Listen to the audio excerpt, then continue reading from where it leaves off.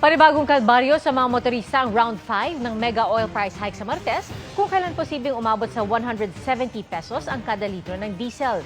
Kaya meron pong mga maaga na namang nagpakarga ngayong Sabado de Gloria. Ang ikinababahala naman ng isang transport group, mas malaki pa raw ang buwis sa langis kaysa arawang sahod ng mga manggagawa. Nakatutok si JP Soriano. Dahil sa krisis sa langis, may mga gas station na sa Bongao, Tawi-Tawi ang wala pa ring supply ng petrolyo. Ang mga mabibilhan na lang sa ilang lugar, mga tindahang nagbebenta ng bote-boteng gasolina. At ang kada isang litro nito, nasa 145 hanggang 150 pesos. Sa Cagayan de Oro City simula kahapon ay nasa garahe muna ang 30 units ng modernized jeepney ng isang transport cooperative. Di na raw nila kinakaya ang sobrang mahal ng langis. Halos wala na nga raw silang maiuwi dahil ang kita sa langis na lang napupunta. Dili na gyud makaya, sir. Tapal na.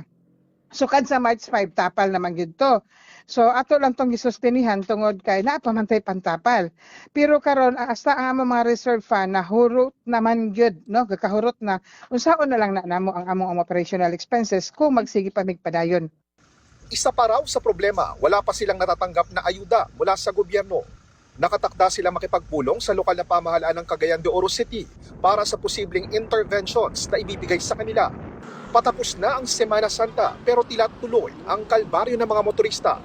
Ayon sa oil industry sources, hanggang 21 pesos ang tinatayang dagdag sa kada litro ng diesel sa round 5 ng mega oil price hike. Lagpas 7 pesos naman ang inaasahang dagdag sa gasolina.